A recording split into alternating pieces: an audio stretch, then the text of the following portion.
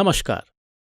हमने विज्ञान के पहले पाठ में पढ़ा था कि पदार्थ बहुत छोटे छोटे कणों से मिलकर बने होते हैं और इन कणों के आपसी व्यवहार से यह तय होता है कि पदार्थ ठोस है या द्रव या गैस।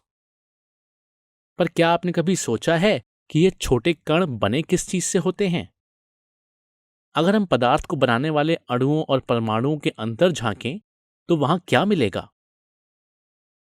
बहुत सारे वैज्ञानिकों ने बहुत लंबे समय तक इस सवाल पर विचार किया कि एटम यानी कि परमाणु के अंदर क्या होता है।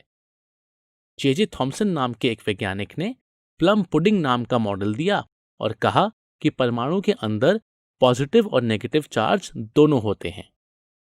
उसके बाद अर्नेस्ट रदरफोर्ड नाम के एक वैज्ञानिक ने थॉमसन मॉडल को गलत बताते हुए कहा कि परमाणु में पॉजिटिव चार्ज केवल बीच में होता है और वह नेगेटिव चार्ज से घिरा हुआ होता है जो उसका चक्कर लगाते रहते हैं।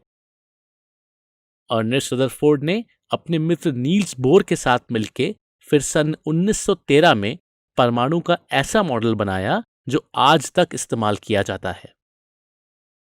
उसके बाद से 100 साल से भी ज्यादा बीत चुके हैं और बहुत सारे वैज्ञानिकों ने आधुनिक उपकरणों का इस्तेमाल करके परमाणु के अंदर तक झांक लिया है।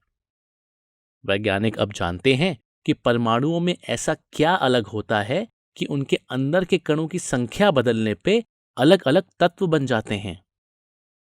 आजकल के आधुनिक यंत्रों से हम ना सिर्फ देख लेते हैं कि परमाणु के अंदर क्या होता है, पर यह भी जान पाते हैं कि परमाणु के अंदर के कण किन चीजों से बने होते हैं।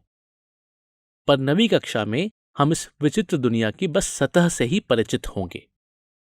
इस पाठ में हम परमाणु से जुड़े हुई उन सारे गुणों और मापदंडों के बारे में पढ़ेंगे जो हमें पदार्थों और उनके आपसी व्यवहार को समझने में मदद करेंगे।